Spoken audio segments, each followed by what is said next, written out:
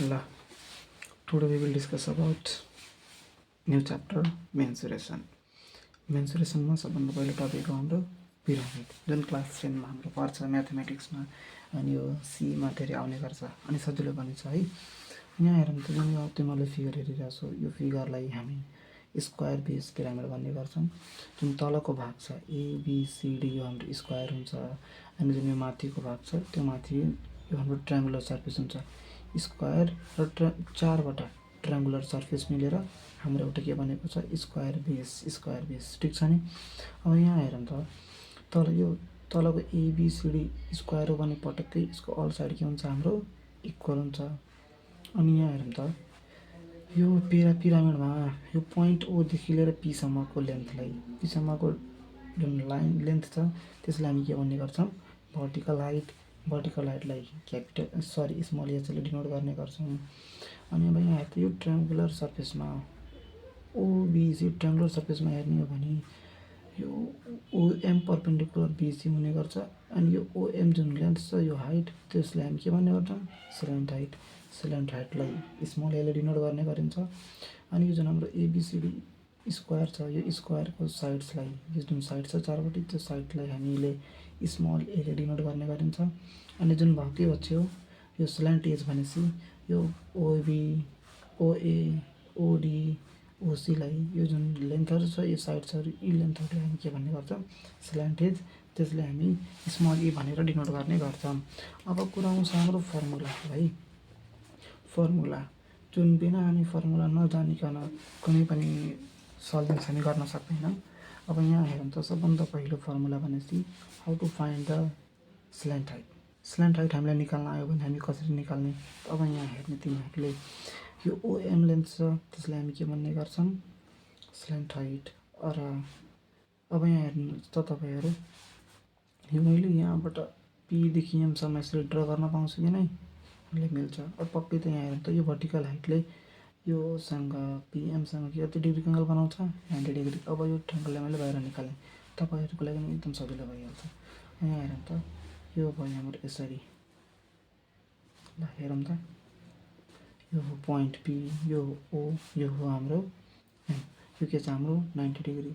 अब हामी के बुझेछौँ, अगाडि कक्षाहरूमा के पढेछौँ, राइट एङ्गल ट्रायङ्गलमा हाम्रो कुन थ्योरम युज हुन्छ, पक्कै पाइथागोरस थ्योरममा यसले पी भनिन्छ। तर यहाँ हाम्रो के छ, यो लेन्थले हामी के भन्ने गर्छौँ, भर्टिकल हाइट भनेपछि स्मल एच, पिएम भनेपछि यहाँ हेरौँ त, यो टोटल एबी हेर्ने है, यो टोटल एबी इक्वल्स टु ए छ भने यो हेरौँ त, यो पिएम भनेपछि हाम्रो एबीको आधी भाग हो भने यहाँ हेरौँ त, यहाँ हामीले के लेख्न सकिन्छ, पिएम भनेपछि, सो पिएम इक्वल्स टु कसको आधी भाग, एबीको, एबी भनेपछि ए, पिएम इक्वल्स टु ए/2 हामी के गर्ने गर्छौँ, लेख्ने गर्छौँ। भनेपछि पिएम हाम्रो के आइदियो, ए/2। ठिक छ नि।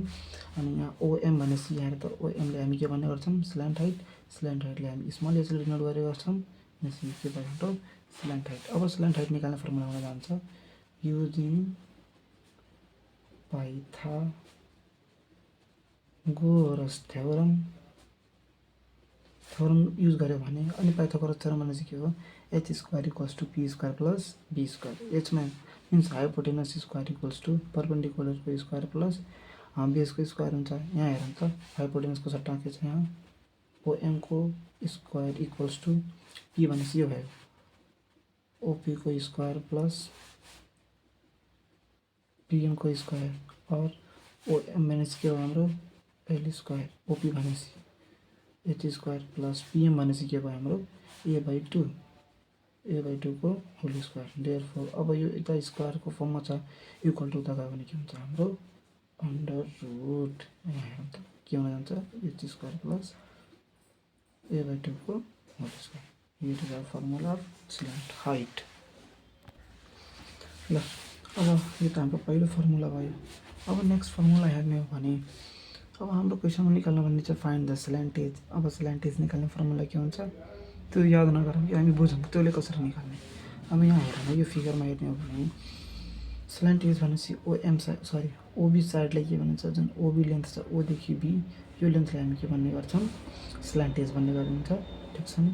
स्ल्यान्ट एज भन्ने अथवा लेटरल एज भन्ने कुरा त्यही हो है, स्ल्यान्ट एज। अब यो निकाल्न आइदियो भने अब हामीले के निकाल्ने, त्यो पनि फिगर मैले उठाएर यहाँ साइडमा बनाउँछु।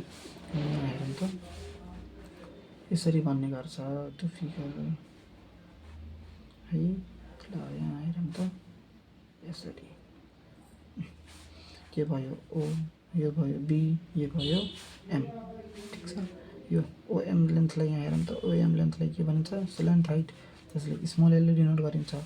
ओबी भनेपछि हाम्रो स्ल्यान्ट एज, जसले स्मल एले डिनोट गरिन्छ।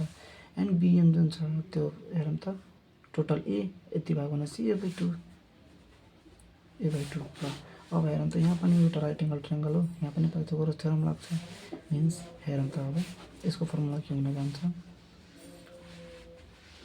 ओबी square equals to OM square plus BM square, ठिक छ। अब ओबी भनेपछि के भयो हाम्रो, हेरौँ त, ओबी भनेपछि और ई स्क्वायर इक्वल्स टु ओएम भनेपछि एल स्क्वायर प्लस बिएम भनेपछि ए/2 को होल स्क्वायर। अब यो त स्क्वायरको फर्ममा छ, यो त आयो भने रुट ओभर भइहाल्छ। So square root equals to हेरौँ त, एल स्क्वायर प्लस ए/2 whole square. This is our second formula, जसलाई हामी के भन्छौँ, स्ल्यान्ट एज। अब स्ल्यान्ट एज निकाल्ने फर्मुला आइदियो भने, स्ल्यान्ट एज निकाल्ने फर्मुला आइदियो भने E equals to under root L square plus ए/2 को होल स्क्वायर, ठिक छ नि। तर अब कहिलेकाहीँ यहाँ हेरौँ त, कहिलेकाहीँ यो बेसहरूमा धेरै यदि डायगोनल दिइहाल्यो भने यसरी हेरौँ त, डायगोनल। अब डायगोनल दिइहाल्यो भने हाम्रो अब स्ल्यान्ट एज निकाल्ने फर्मुला यहाँ हेरौँ त। अब डायगोनल यसरी हामीले दिइहाल्यो अनि स्ल्यान्ट एज निकाल्न भनिदियो भने अब हामीले यो कसरी निकाल्दैन, यसको निकाल्ने फर्मुला के हुन्छ भने त्यो कन्डिसनमा सोच्न पऱ्यो भने अब यहाँ हेरौँ है। पहिला त यहाँ हेरौँ त, यो एबिडी यो स्क्वायर बेस हो भनेपछि पक्कै पनि यहाँ राइट एङ्गल ट्रायङ्गल बन्ने गर्छ। त्यो राइट एङ्गल ट्रायङ्गल हाम्रो यसरी बन्छ, यहाँ हेरौँ त, सब पाइथागोरस थ्योरममै लाग्छ, अरू कुनै पनि लाग्दैन।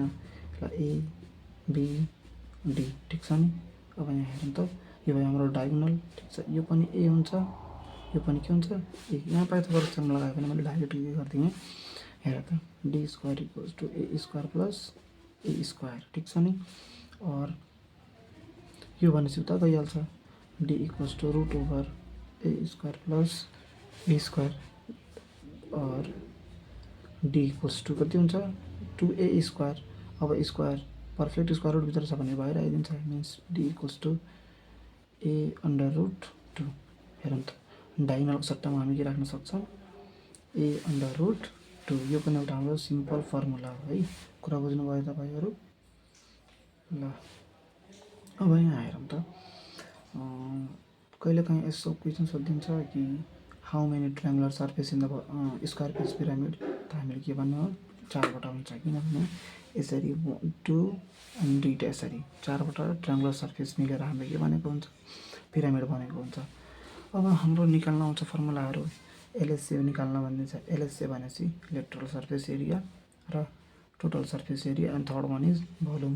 अब यहाँ हेरौँ त, अब लेटरल सर्फेस एरिया निकाल्ने फर्मुला के हुन्छ, लेटरल सर्फेस एरिया भनेपछि ट्रायङ्गुलर लेटरल सर्फेस एरियालाई हेरौँ त, मैले यहाँ लेखेँ है, लेटरल सर्फेस एरियालाई हामी एलएसए भन्ने गर्छौँ। यसले पनि हेर त, लेटरल सर्फेस एरियालाई पनि हामी अरू के भन्ने गरिन्छ, ट्रायङ्गुलर सर्फेस एरिया के भन्ने गरिन्छ, ट्रायङ्गुलर सर्फेस एरिया। क्वेसनमा कन्फ्युज गराउनको लागि यो यसको ठाउँमा यो पनि दिन सक्छ है, त्यही भएर कन्फ्युज नहुने। अब ट्रायङ्गुलर सर्फेस एरिया निकाल्ने फर्मुला हुन्छ हाम्रो, अब सबभन्दा पहिला यहाँ आएको छ है कि यो पिरामिडमा हाम्रो, यो पिरामिडमा कतिवटा ट्रायङ्गुलर सर्फेस एरिया हुन्छ, 4वटा। र 4 लेखेँ मैले इन्टु। अब यहाँ हेरौँ त, कुनै पनि ट्रायङ्गलको एरिया निकाल्ने फर्मुला के हुन्छ हाम्रो, 1/2 बेस इन्टु हाइट। फर्मुला हाम्रो यही हुन्छ। ल 2 1 जा 2, 2 2 जा 4, मिन्स 2 इन्टु। अब यहाँ हेरौँ त, यो ट्रायङ्गलमा बेस भनेपछि के भयो हाम्रो, यहाँ हेर्ने बिसी, बेस के भयो हाम्रो बिसी। बिसीलाई केले डिनोट गर्छौँ, एले।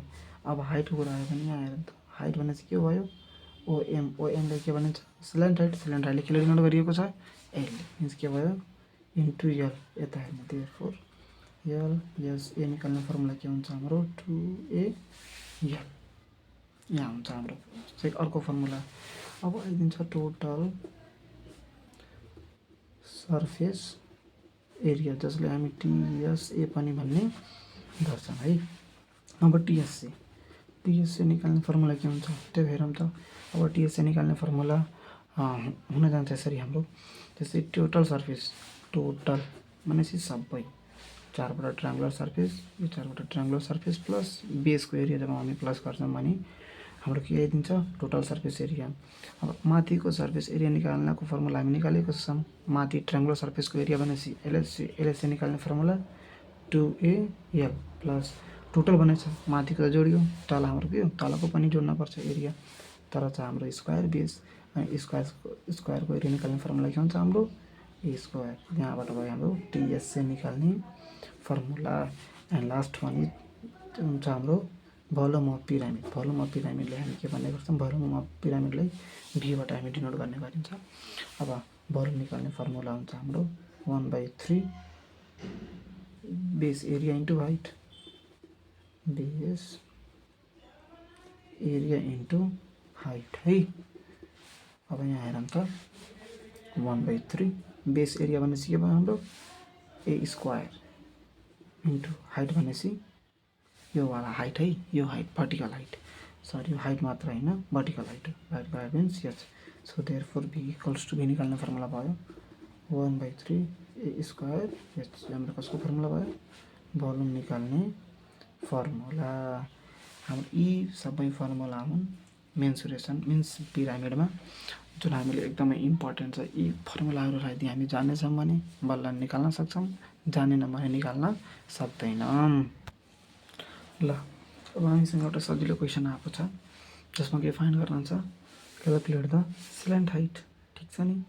अब हामीले फिगर हेरेर बुझ्नुपर्छ चिन्न पर्छ कि यसमा के गिभेन दिएको छ है।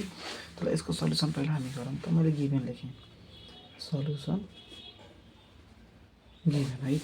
अब यहाँ हेरौँ त यो साइडलाई के भन्ने गरिन्छ यो त पक्कै स्क्वायर बेस पिरामिड हो। अब यो साइडलाई हामी के भन्छौँ बेस के भन्छ बेसलाई के डिनोट गरिन्छ एले कति दिएको छ हामीहरूलाई 18 सेन्टिमिटर भयो ठिक छ नि। अब यहाँ हेरौँ त यो लेन्थलाई यसले के भनिन्छ भर्टिकल हाइट के भनिन्छ भर्टिकल हाइटले हामीले यसरी डिनोट गर्ने गर्छौँ त्यो कति सेन्टिमिटर छ हाम्रो 12 सेन्टिमिटर। अब के निकाल्न भनेको छ यिनीहरूलाई स्ल्यान्ट हाइट। अब स्ल्यान्ट हाइट यता हेरौँ त स्ल्यान्ट हाइटलाई हामी के गर्छौँ स्मल एलले डिनोट गर्ने गरिन्छ ए भनिन्छ equals to what we have गरौँ त ल। अब स्ल्यान्ट हाइट निकाल्ने फर्मुला हुन जान्छ हाम्रो under root H square plus a/2 को होल स्क्वायर यो हाम्रो के भयो फर्मुला। अब यहाँ हेरौँ त अंडर रूट एच भनेपछि कति छ हाम्रो 12 मिन्स 12 को होल स्क्वायर प्लस ब्रैकेट ए भनेपछि के भयो हाम्रो बेस कति छ हाम्रो 18/2 को होल स्क्वायर अंडर रूट गर्दै जान्छ अहिले। अब यहाँ हेरौँ त 12 को स्क्वायर भनेपछि हाम्रो हुन्छ 144 प्लस 2 9 जा 18 को स्क्वायर हुन्छ यता हेरौँ त अंडर रूट 144 प्लस 9 9 जा 81 9 को स्क्वायर भनेपछि के हुन्छ हाम्रो 81 भइहाल्छ। यहाँ हेरौँ त अब यो दुईटैले प्लस गर्यो भने 144 प्लस 81 गर्यो भने हाम्रो कति हुन्छ 225। अब 225 रुट भन्दा बाहिर आउँछ भने कति भइहाल्छ 15 देयरफोर स्ल्यान्ट हाइट हाम्रो कति रहेको 15 सेन्टिमिटर। अब अगाडि जुन जति पनि क्वेसन्सहरू छन् अब वर्ड्स प्रब्लम भयो अरू कुनै पनि फिगरवाला आयो भने त्यस्तै टीएसए निकाल्न एलएसए निकाल्नको लागि यो च्यानललाई सब्सक्राइब गरौँ। यदि भिडियो राम्रो लाग्यो भने यस्तै हाम्रो तपाईँहरू भिडियो पाउने गर्नुहुन्छ। ल थ्याङ्क यू।